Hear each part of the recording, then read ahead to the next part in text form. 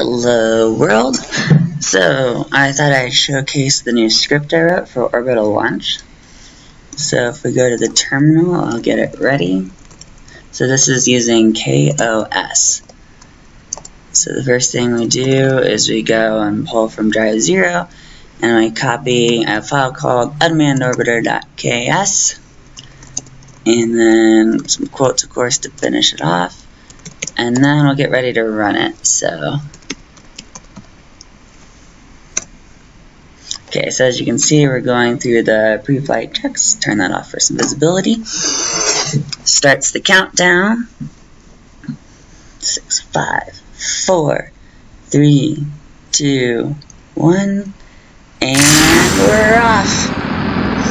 So I tried to time this video so you can see there's a little bit of pre-dawn in the background, and so the sun should rise as we go east. It is winter, so one thing we'll notice is that the sun actually comes up farther to the south because we're taking off from Florida. Speaking of Florida, this is actually the realistic Earth mod, or real solar system mod, sorry. And so what that means is that unlike Kerbal, where the stock game you only have to reach 2.2 kilometers per second, this one you actually have to reach around 7.7 kilometers per second, so quite a bit faster.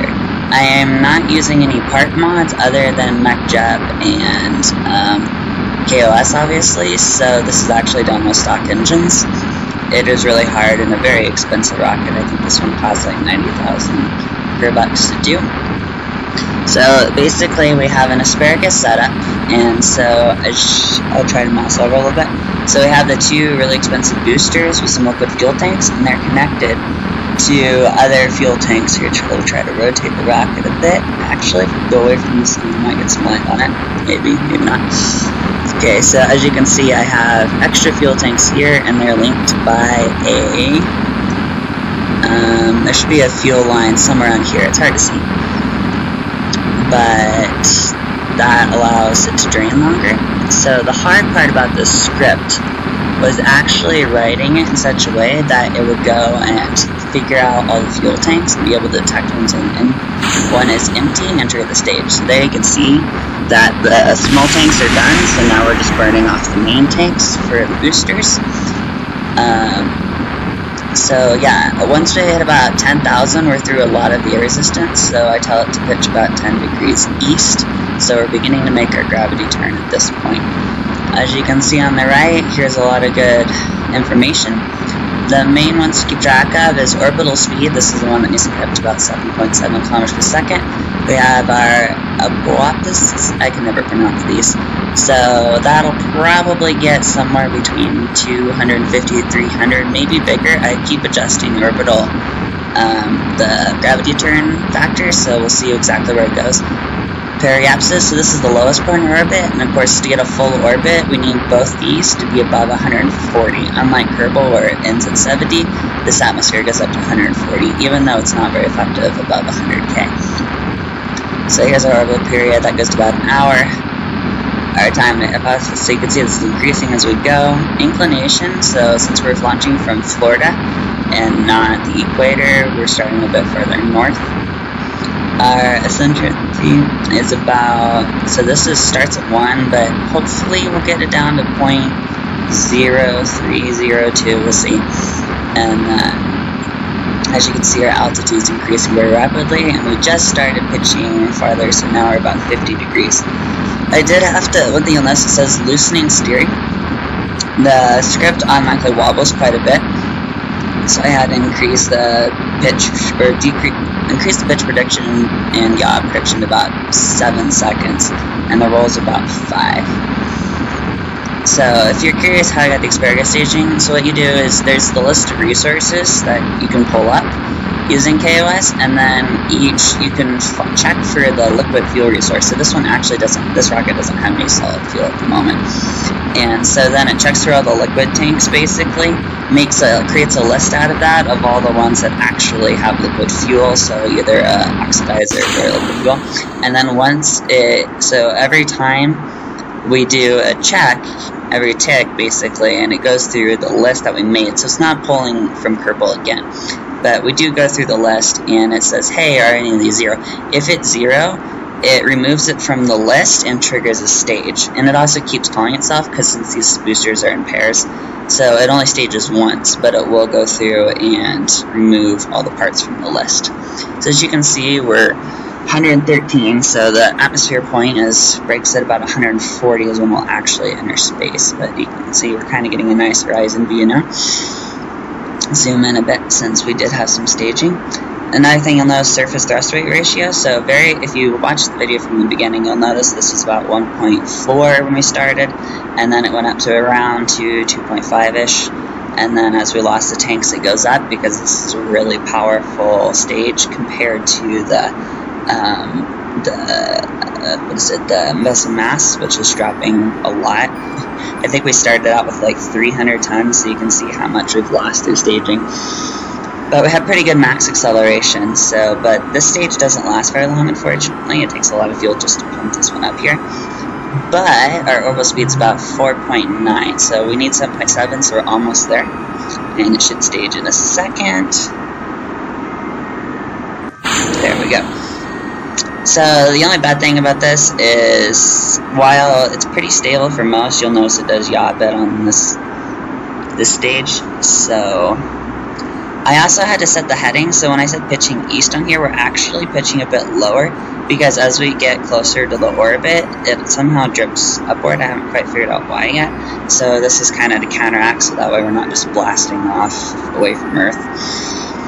So as we get closer, we'll probably nose above the horizon a bit, but it should be enough to bring our periapsis to above 0 at least. One thing we'll notice on this is that, what was I going to say?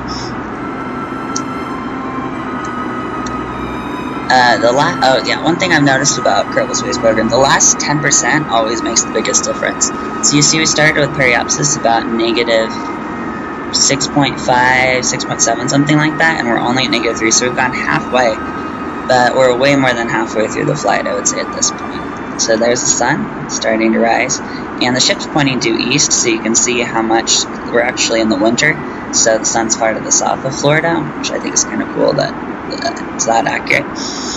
So I guess in the winter, well, Florida actually, so it wouldn't go as high, because Florida's just slightly above the tropics. But so yeah, somewhere in here. So we should see the sun very quickly rise. We're heading over to the Atlantic Ocean, so there's not going to be a land until we hit about Africa, which takes a while. This video probably won't go that long. So you can see this fuel tank lasts a lot longer, but that's partially because the engine is so weak compared. We only have a surface thrust ratio of 1.42, and it started at 1. So eccentricity, so of course this is a measure of how circular orbit is. Since we're doing one long continuous burn to get to orbit, it's hard to get this low. If you really wanted this to get close to 0, you would get really close to orbital velocity, you'd coast to the hypothesis. So I would turn the engine off, basically wait until I got there, hit the burn again, and try to achieve orbital velocity right as the periapsis matched my altitude. So this is a logarithmic scale. If you play Kerbal, you're probably familiar with it, or maybe flights. But so you can see that's starting to increase a little bit, but we should hopefully hit orbit before it goes to 0 and we start heading back down. So we only have a little bit more to go. One thing that's important to note is when you, in the script, so when it realizes it's in orbit and finishes, it returns the controls back to where they were, so it's important to have the throttle set at 0 when you start. Otherwise, you may hit orbit and then blast through it as your throttle stays at like 40%, I think is the default, though I think there's the same configure. So you can see the sun's just breaking the atmosphere now. So we're almost there. And yeah, so we're less than a megameter, and you can see periapsis is dropping very, very quickly. Sorry for butchering the pronunciation. So this is getting pretty low now. I'm not sure it'll get much lower. We'll see. No, it's going back up. So this is the point where it'd actually be more helpful to coast, but I think the script should stop about once we hit 150.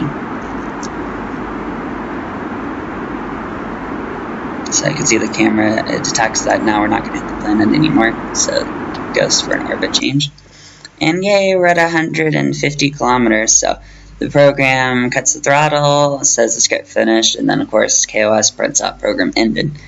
So yeah, this is basic getting into orbit with KOS and using MechJeb just kind of for some nice stats, though we're not actually using it for any flight control. And so at this point, you can see I have enough liquid fuel. We don't have a very high periapsis, so burning retrograde and slowing down will be really, really easy. So this vehicle does contain experimental parts. Let's see if I can get a good view of it now that we have some sun. So the only experimental part this one has, because for a contract, it has should have the stack separator. I hope I remembered it. If not, that's pretty sad. Oh yeah, I have to deploy these at like an altitude of 250. So let me see. I think I can actually test it. Can I run the test? Yes. Okay. Ooh, did not expect that. Anyway, so yes, this has been how to get to orbit with, oh my goodness, what a spin. So I'll engage the SAS and hopefully that'll slow me down a bit. Wow, okay, don't do that in real life. Anyway, thanks for watching.